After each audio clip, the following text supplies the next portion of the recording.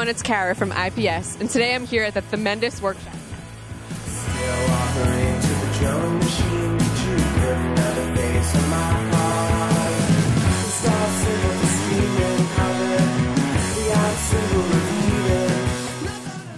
Hey, I'm here with Giovanni Calabrese. Calabrese. How do you say it? Calabrese. Calabrese. Right. I'm here with Giovanni, Calabrese. the owner, creator, and grand mozzarella Grande mozzarella. here at the Themendous workshop. Hello. Hello. Lauren and I are so excited to be here today.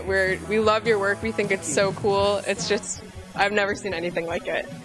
So how did Themendous get started? Themendous got started in my college days, actually. I was invited to a Halloween party, and I didn't know what to get dressed as, and I didn't want to, do the same old, like a mask, whatever. So I came up with the idea of doing a sofa couch. Yeah, it was a sofa chair, and so it was all soft foam, and it looked like a sofa chair. But I was inside it totally, completely, 100%. You could not see me till you sat down and I popped my head out. Oh. And that was kind of, that was the start of it, because then I went from nightclub to nightclub winning contests, and I'm like, wow, year after year, then it escalated. I said, I wish it was Halloween every day, because this is cool. I'm winning contests and such, and having fun. And so I started doing window displays and props, and now this. Wow, it's awesome. So Themendous makes sculptures for people all over the country, for businesses? Yeah, Themendous, it's a mashup, tremendous theming. And so we do sculptural work, themed environments, and we're actually all over the world.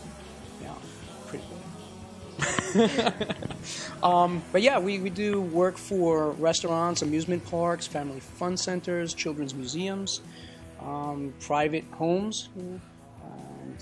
Public areas. So we specialize in oversized sculptures. We are the self-proclaimed king of huge. What's the hugest sculpture you've ever made? The largest, hugest sculpture, that single most component piece, was a giant dragon we did for a amusement park up in Saco, Maine, and it was 18.5 feet tall, 31 feet long. We did that 13 years ago. It's still standing today in perfect, pristine shape. And it's an entrance to a vertical drop ride at the amusement park. It's just huge. That's incredible. You can all go down there and see it. Oh, yeah. Yeah, it's great to walk right under it, and it growls at you. It's pretty cool. Do you have a favorite sculpture that you've made?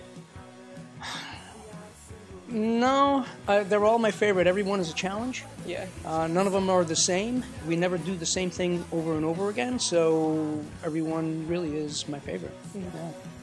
And you must have a pretty incredible team here between the putting together the framing and painting and everything else. Yeah, you have to. You have to. It's they're just, the pieces that we do are too large for one person to take on by themselves, and in the time frame that we normally have, which we have some pretty ridiculous deadlines. We'll get a phone call from someone on a Monday and say we need something by Friday, and so we scramble. And they're like, oh, that's impossible. You need 2 weeks for that, and so. Boom, we assemble the team and go. Get it done. And just all-nighters and all that. So, yeah, you need a good team behind you for sure. Can you tell me a little about your creative process and how the sculptures are made? Well, everyone is made differently, because every project is different and has its own particular challenges. Where is it going to be installed? How long will it be installed for? What sort of structural integrity does it need? And again, that adds to the creative process and the fun of what we do here on a daily basis, because we'll get a phone call and say, hey, have you ever done this before? And the answer is usually no, but that doesn't mean that we can't. And sometimes that scares people, like, oh no, they've never done a giant shoe before, we got to call the guy who does the giant shoe. Like, well, you find them, what are you talking about? I'm here, right here. So I am that guy. Yeah, I'm that guy.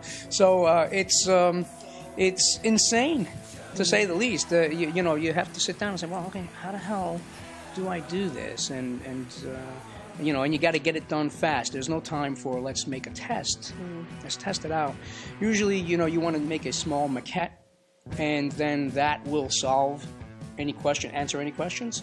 But a lot of times you don't have time for that. So our small maquette is the actual piece, but large. Oh yeah, we made a large maquette. There it is. You know, so, there really isn't an explanation of how do you do this. It's sort of like, let's just do it.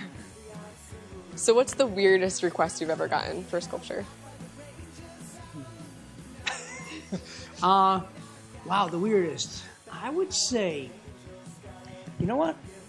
There's a strip club down the street from us, and when they were having their, they were renovating, they asked me to create a cornice piece over the front of the building, and very architectural piece.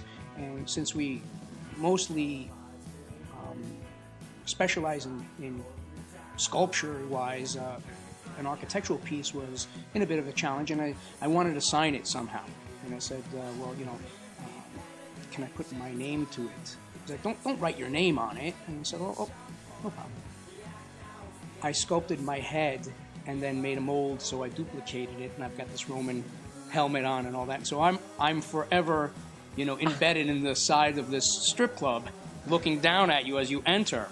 So on the day that they had the grand opening, I went, you know, because, hey, it's the grand opening, and it's a strip club. So, sat down at the bar, and one of the dancers came up to me, and she said, "You look familiar. Where do I know you from?" I'm like, "From outside." You know? So yeah, that would have to be probably the strangest request, but and I'm still up there today. You know, pretty cool job. It seems we have an enormous green bell pepper behind us. Are you planning on making a giant salad, or what are you going to do with that? In a sense, yeah. It's actually going to a restaurant in Branson, Missouri, and it'll be mounted to the exterior of the building. So we've got this 10-foot bell pepper and a 8-foot tomato, and which will ultimately have a 17-foot diameter meatball with a 38-foot long fork sticking out of it. That's to be made yet, but that's what this is for. So that'll be quite the entrance. Quite the entrance.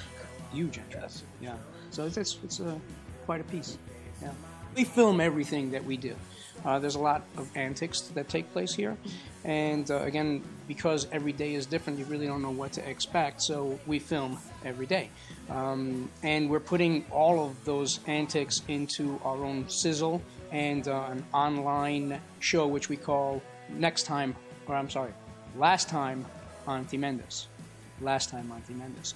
And that'll be on our YouTube channel, Themendous. And so there's various little snippets that we'll do, and like when I hurt my finger, and rants that I have, because I'm quite the ranter.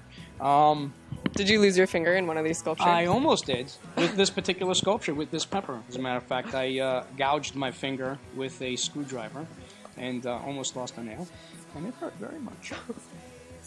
But yeah, so we're hoping to get our own reality show. Awesome. That's what we're pushing. Check it out. Last Time on Themendous. Last Time on Themendous.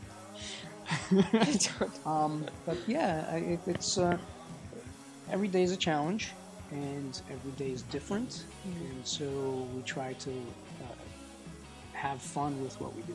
Otherwise, it's like, why do it? So we're kind of fortunate in that sense that we love what we do, and we're able to do what we do, and have a job at what we love. And it gets crazy. It gets crazy. Well, I'm sure you guys have a lot of work to get done today. Thanks so much for taking a little break and taking the time to talk to us. I'm not getting paid for this. No break. Just got time for a break. Come on, I'm going to show you some things, and then you can go because I have things to do.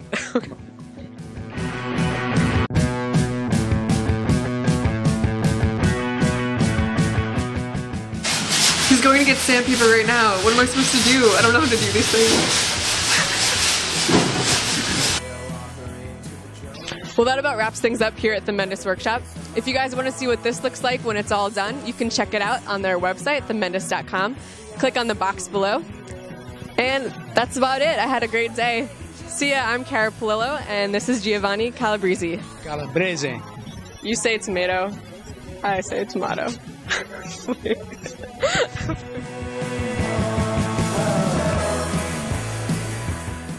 And today we're going to sit down and have a talk with the mastermind behind them all. The mastermind behind them all?